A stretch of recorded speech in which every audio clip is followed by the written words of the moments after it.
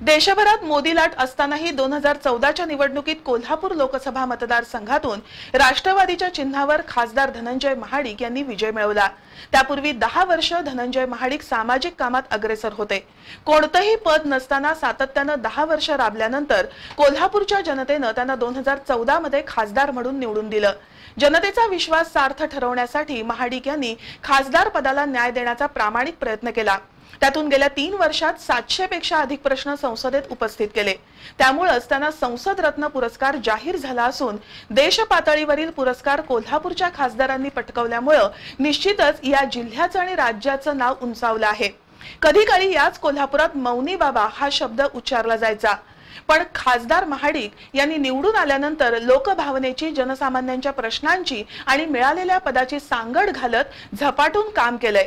राजकीय मतभेद आणि अभिनिवेश बाजूला ठेवून काम करणाऱ्या लोकप्रतिनिधीला प्रोत्साहन दिलंच पाहिजे। 2014 ची लोकसभा निवडणूक म्हणजे या देशातलं ऐतिहासिक पर्व ठरलं। नरेंद्र मोदी यांचा करिश्मा सिद्ध झाला आणि संसदेत भाजपाला संपूर्ण बहुमत मिळालं। मोदी लाटेत अनेक दिग्गज नेते वाहून गेले। 2014ला राष्ट्रवादी काँग्रेसच्या तिकिटावर धनंजय महाडिक यांनी कोल्हापूर लोकसभा मतदारसंघातून निवडणूक लढवली।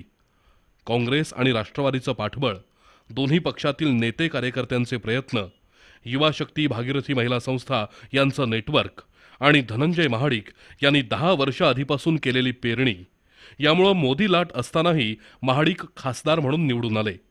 खरं तर 2004च्या लोकसभा निवडणुकीपासून खासदार महाडिक यांनी जनसंपर्क व्यापक करत प्रत्येक क्षेत्रात सकारात्मक आणि सक्रिय सहभाग नोंदवला।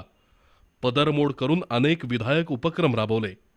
खेळाडू, कलाकार, सर्वसामान्य माणूस, अडीअडचणीत सापडलेला गरीब, महिला, विद्यार्थी, उद्योजक, सामाजिक संस्था अशा अनेकांना यथाशक्ती साथ देऊन, मदत देऊन स्वतःची वैयक्तिक प्रतिमा तयार केली।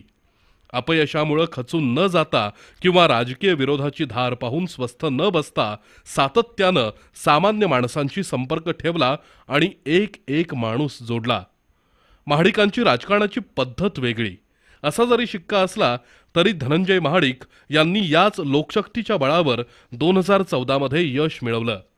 मिळालेल्या यशाची किंमत ठेवत आणि लोकांनी दाखवलेला विश्वास सार्थ ठरवत धनंजय महाडिक यांनी खासदार पदाला पुरेपूर न्याय देण्याचा प्रामाणिक प्रयत्न केला।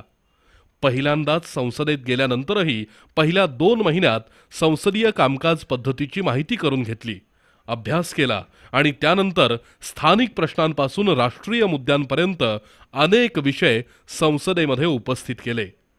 कोल्हापूर कोकण रेल्वेला जोडणं, शिवाजी पुलाचा पर्यायी पूल किंवा बास्केट ब्रिज उभारणं, देशाचं शैक्षणिक धोरण ठरवणं, वाहनधारकांचे प्रश्न, बांधकाम व्यावसायिकांचे प्रश्न, कोल्हापूर विमानतळ, रेल्वे स्थानकाचा विकास, अर्थसंकल्पाचे परिणाम, शेतकऱ्यांची कर्जमाफी आणि शेती विकासाचं धोरण अशा अनेक मुद्द्यांबाबत खासदार महाडिक यांनी संसदेत वाचा फोडली।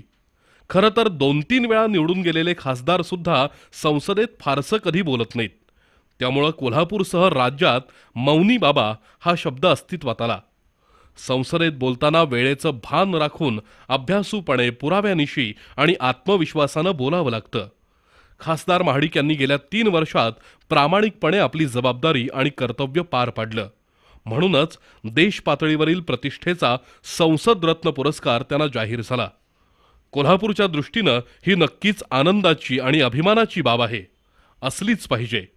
राजकीय मतभेद किंवा चष्मा बाजूला ठेवून जर कुणी लोकप्रतिनिधी प्रश्न सोडवण्यासाठी धडपडत असेल तर त्याच्या पाठीशी राहिलाच पाहिजे।